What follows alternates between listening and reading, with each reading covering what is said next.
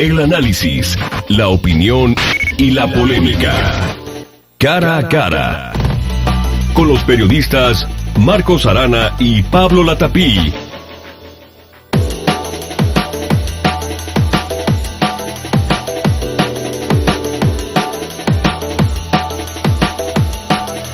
Cara a cara, bienvenido a este programa de análisis de opinión, sobre todo de diálogo en zona 3, aquí en el 91.5 de frecuencia modulada. Yo soy Pablo Latapí, les saludo con mucho gusto, que bueno que nos acompaña siempre con temas de mucho interés, y ya sabe, temas en los que está usted invitado a participar, a ponerse en contacto con nosotros. Nuestros números telefónicos 3122-4200, 3122-4266.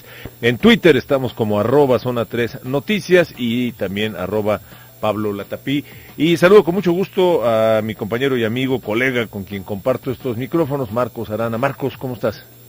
Pablo, bien, y con el gusto de que hoy el padre Antonio Gutiérrez Montaño nos cuente cosas como las siguientes. Hay inquietudes, por ejemplo, muchas. Fíjate, él está, por decirlo figuradamente, en la cúspide, en el arriba de la estructura eclesiástica en Jalisco, en Guadalajara. Es jefe. En Guadalajara, es jefe.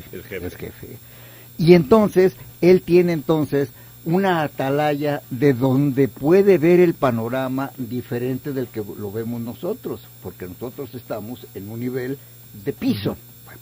Entonces, es importante que en una sociedad, y te voy a decir por qué. Ayer estuve con un grupo de universitarios de la Universidad de Guadalajara, y como que a ellos la religión es, cuando religión, ¿y eso de qué se trata o qué? ¿Ve? Entonces, yo siento... Yo pensé que ibas por el lado de la grilla, porque ellos siempre están, la arquidiócesis siempre pues está cerca de los que son y de los que quieren ser. Yo te voy a decir una cosa, estimado Pablo, si hay grilla, y grilla fina y grilla fuerte, es en el ambiente clerical, Pero no creas que se andan con cosas así de que comentábamos con el padre Toño, que afortunadamente ahorita tiene a un jefe que es menos inquieto, por decir, que el jefe anterior, que Sandoval Íñiguez, ¿no? Porque ahora pues, el cardenal Robles Ortega sí trabaja mucho y anda por todas partes, pero es más tranquilo. Saludamos con mucho gusto al padre Antonio Montaño. Él es el vocero del arzobispado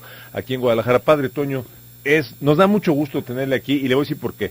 Además de que lo conocemos y ya tenemos algún tipo de amistad con usted, se pueden platicar todos los temas sin problema, sin bronca, rompiendo muchos tabús de que con la iglesia no se podían platicar muchos temas. Bienvenido a Caracas. No, muchas gracias, los saludo con mucho gusto en esta mañana a las personas que nos están escuchando en el lugar donde se encuentren, y yo también tengo pues mucha expectativa por esta plática. No, pero tranquilo. Sí, mucha buena expectativa por esta plática. Sí. Y mira, padre Antonio, la cuestión es esta, de veras. Yo creo que en este momento la sociedad está pasando por una etapa de transición, o de revolución, o de restablecimiento muy importante. De manera que a mí me gustaría comenzar abriendo boca, que nos dijeras, Señor, al inicio del siglo XXI, en la Guadalajara tradicionalísimamente católica, ¿qué significa en este momento la religión desde tu perspectiva? Bueno, está, diríamos, en un lugar de cuestionamiento para que haya un reposicionamiento de lo que significa ser una persona religiosa, porque sin duda que no podemos negar que toda persona tiene en su interior, así como se puede constituir de emociones y de otras de intelecto que no se pueden negar, también toda persona tiene un espíritu y que tiene que manifestarse también. Algunas veces, como pudieran ser las emociones que se acallan o el intelecto que no se usa, también ese aspecto en la persona se acalla. Entonces necesita, a propósito del cuestionamiento de la religión, creo yo que estamos en una buena oportunidad, porque diríamos en general el aspecto religioso está en crisis por diferentes motivos, por diferentes circunstancias, ya sea por fanatismo, ya sea por malos testimonios, ya sea por incoherencia, ya sea por frialdad, por apatía. O sea, ¿crisis en la iglesia? No, crisis en el aspecto religioso, que fue en la religión en general, que por supuesto también afecta a la Iglesia Católica. a la práctica, a la vivencia, a los integrantes de la Iglesia Católica. Por todas estas circunstancias, la religión en general se ve pues amenazada. Pero no vamos a sentirnos víctimas, más bien vamos viendo la oportunidad de decir, las cosas han cambiado, la forma ¿Hay de... conciencia por parte de los integrantes de la Iglesia Sí, Católica? por supuesto que hay conciencia, una expresión concreta a nivel Iglesia Universal, pues es el sínodo extraordinario en vistas a un sínodo ordinario que convocó el Papa Francisco sobre un punto fundamental como es la familia y todo lo que está en torno a la familia, todo lo que lo puede afectar o derivaciones de este tema que es polarizante, sin duda. Que cambia el punto de vista de la Iglesia, va a cambiar el punto de vista de la Iglesia respecto a la familia contemporánea con tantas novedades, con tantas expresiones, en las composiciones que hay en las familias hoy en día. Digo, hablamos de la diversidad sexual, etcétera, etcétera. Se va a poner más el acento en focalizarnos en la persona, en las personas. La práctica, no porque no sea importante, pero vendrá después. Y para la persona se necesita misericordia, se necesita acercamiento. Va a ser de diferente forma y va a haber algunas, estos cambios, como hemos escuchado, como ustedes lo saben muy bien, pues ha encontrado ciertas reticencias, ciertas adversidades, ciertas renuencias ahí, dicen en el aspecto mediático de la gente tradicional, del ala tradicional, pero el Papa ha seguido enfático en decir no tengan miedo al cambio. Y ahora en la reunión de organismos populares que hubo en Roma, también a propósito no solamente por el lado de la familia, sino de expresiones populares y de la caridad y de la misericordia, también dice, ¿por qué me tachan de comunista, no? Los pobres y la caridad están en el Evangelio. Lo único que hago yo es ponerlos aquí con más fuerza sobre la mesa. Padre Antonio, ¿quiénes fueron por parte de México en general y de Guadalajara en particular a este sínodo de obispos?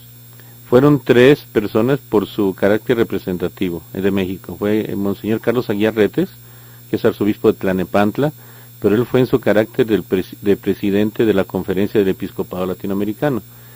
Fue el cardenal Francisco Robles Ortega, él fue en su carácter de presidente de la Conferencia del Episcopado Mexicano. Pero que es aquí el que rifa aquí en Guadalajara. En Guadalajara y coordina actualmente el trabajo de los obispos en México.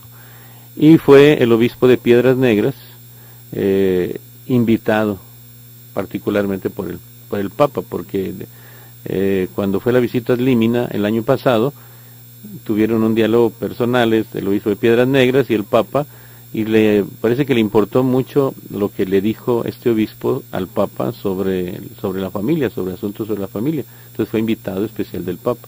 Los otros 2, aunque bueno, tenían una buena representación, sin embargo fueron en su carácter el cargo que tiene de institución, exactamente. Hay una cuestión. Estos 2 institucionales mexicanos llevaban una agenda, llevaban una propuesta, llevaban un punto de vista, o fueron a ver, oír y luego opinar. No, llevaban la expresión de lo que representaban, primero de la Iglesia en México y después juntamente de la Iglesia en América Latina, porque recordemos que este sínodo extraordinario es el resultado, en cuanto a la temática de lo que se abordó ahí, del estudio del cuestionario que fue muy conocido, que fue muy divulgado, que se envió a todas las conferencias episcopales. Entonces ellos, aunque ya se habían enviado las respuestas, sin embargo, pues había algunos puntos que focalizar, que señalar. Entonces ellos llevaron las respuestas de la Iglesia en México y el otro llevó la respuesta de la Iglesia en su conjunto en América Latina. ¿De dónde salió el tema? ¿De dónde salió ese detalle que tanto ruido hizo en los medios sobre la cuestión de homosexualidad, de diferencias, de uniones de personas en matrimonio o en lo que sea que se junten, pero que son del mismo sexo? ¿Dónde salió eso? Bueno, con el resultado de las encuestas se hace un vaciado y se elabora un instrumento de trabajo para cada sínodo extraordinario, y en el instrumento de trabajo están enumerados, están elencados toda esta serie de temas. tienen mayor relevancia estos puntos. O sea, no es que se reunieron para tratar solamente las diversidades de familia, porque de repente parecería que ya va a ser, lo voy a decir en términos religiosos, que ya va a ser pecado tener una familia tradicional. O sea, ¿verdad? Que nos van a obligar después a que todos tengamos familias de diferente tipo, porque se trata tanto los otros asuntos de divorciados. Con eso no quiero ironizar la situación de familias que no son las tradicionales, sino que se abordan tanto los puntos de relaciones entre personas del mismo sexo, entre divorciados vueltos a casar, entre divorciados en unión libre, etcétera, que se va marginando la familia tradicional como si ya fuera un delito después, ojalá que no, que como que ya se fuera un delito después tener una familia en la que ya han podido convivir por varios años, tienen los hijos bien, los hijos no tienen varios papás, no conviven con varias familias. No hay que perder de vista la familia tradicional, y como dijo una experta que fue invitada a una madre de familia, hay que hablar bien de la familia, Aquí en México no hablamos tan bien de la familia. Aquí ironizamos con la familia, ya se casó, ya se amoló, voy a un entierro, se murió alguien, no es que se va a casar, ¿sabe quién? Entonces, hay que hablar bien de la familia. Pero tuvo mayor énfasis estos puntos porque en el documento que se elaboró a mitad del sínodo, que duró 15 días, es decir, a la semana de llevados a cabo los trabajos, se dieron a conocer los puntos como los fueron tratando los prelados. Entonces, y como se habló mucho de atenderlos, de cuidarlos, de mirar a su dignidad de estas personas, bueno, mediáticamente también tuvo mayor difusión. Hacemos una pausa, estamos platicando el día de hoy aquí en Cara a Cara con el padre Antonio Montaño, el vocero del arzobispado de Guadalajara. Regresamos.